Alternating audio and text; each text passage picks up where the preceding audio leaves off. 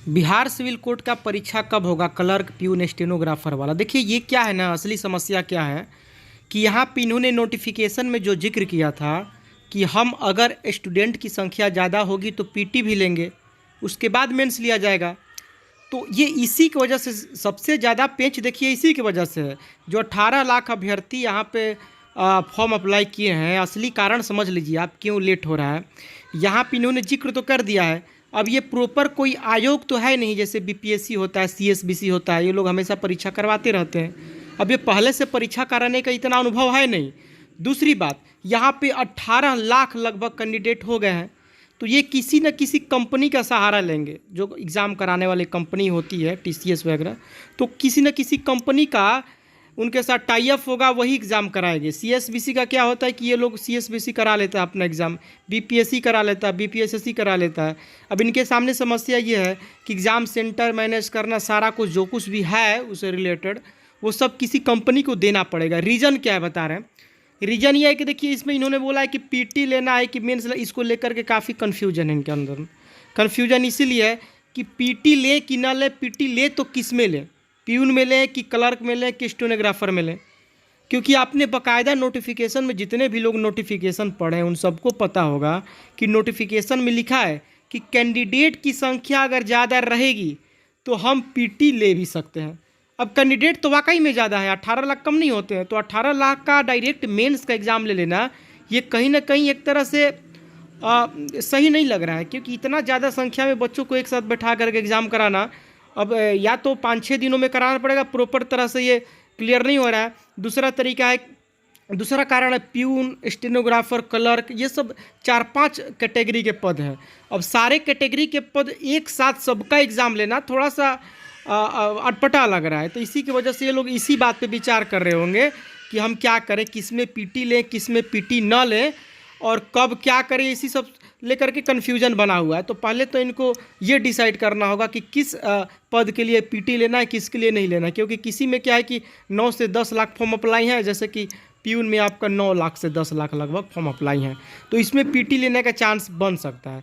अब यहाँ पे 6 लाख लगभग क्लर्क में और 3 लाख में स्टेनो वगैरह कोर्ट रीडर आपका सबमिट जा रहा है। तो जब कम विद्यार्थी रहते तो उसमें उतना ज़्यादा झंझट नहीं रहता, ज़्यादा है तो लेना तो पड़ेगा ना। ले करके एक बार में लगभग 80 से 90% स्टूडेंट को छांट दिया जाता है।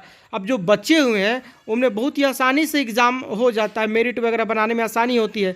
तो इसी बात को लेकर के इनमें ये सब चल रहा कन्फ्यूजन, बार बार मीटिंग्स वगैरह हो रहे होंगे, कोई भी एक फाइनल डिसीजन निकल के नहीं आ पा रहा है। और यहीं पे देखिए पटना हाई कोर्ट असिस्टेंट का अगर बात करें तो पटना हाई कोर्ट असिस्टेंट वाला जो 550 पदों के लिए आपका एग्ज़ाम भी हो गया, पीटी भी हो गया, मेंस भी हो गया, और फिर से आपका स्टेनो का 51 पदों के लिए फिर से नोटिफिकेशन भी निकाल दिया पटना हाई कोर्ट, स्टेनो के लिए नोटिफिकेशन भी निकाल दिया। अभी इसका क्या है कि अते पते नहीं चल रहा है। आप देखिए न्यूज़पेपर में, ना आप सोशल मीडिया पे, ना प्रिंट मीडिया पे, किसी भी से कहीं भी देखिए इसको लेकर के खबर नहीं आ रहा है। ऐसा लग रहा है मानो इसको लेकर के कुछ भी कहने के मूड में आयोग नहीं है। तो अब क्यों नहीं है, क्या कारण है, समझ में नहीं आ रहा है। तो इनको एक काम करना चाहिए ना, बैठ करके अधिकारियों के साथ मीटिंग करके डिसाइड कर लेना चाहिए। ये भी तो सोचना चाहिए कि लगभग 18 लाख 20 लाख कैंडिडेट एक साल से इंतज़ार करे। अब तो एक साल होने ही वाला है, 25 सितंबर से 25 अक्टूबर तक हुआ था। तो आपने जो नोटिफिकेशन में जिक्र किया है पहले ही, तो ये देखिए पीटी मेंस दोनों ले सकते हैं, इसमें कोई दो राय नहीं है।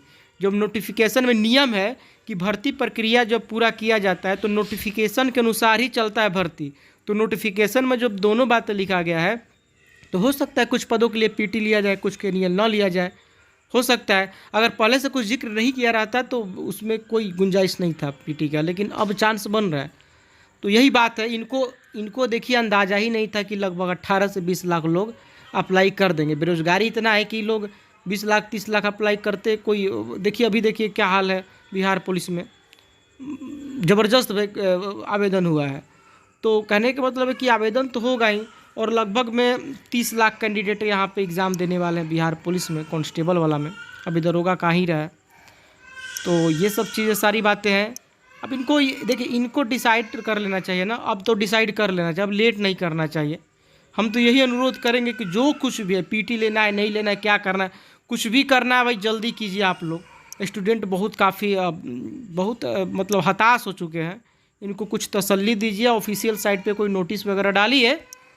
और नोटिस डाले तो कैसे डाले, जब तक कुछ डिसीजन फाइनल नहीं होगा इनके बीच में, तब तक फाइनल फैसला खुद ये जब मिल करके करेंगे कि कौन सी कंपनी एग्ज़ाम कराएगी, क्या कराएगी, क्या नहीं कराएगी। एग्ज़ाम वगैरह का पेपर जब पेपर वगैरह बन जाएगा, कहाँ कहाँ सेंटर रखना है, सारा चीज़ जब हो जाता है ना, तब जा कर के ऑफिशियल साइट पे नोटिस जारी किया जाता है। अब उसमें कुछ ना कुछ काम अधूरा होगा।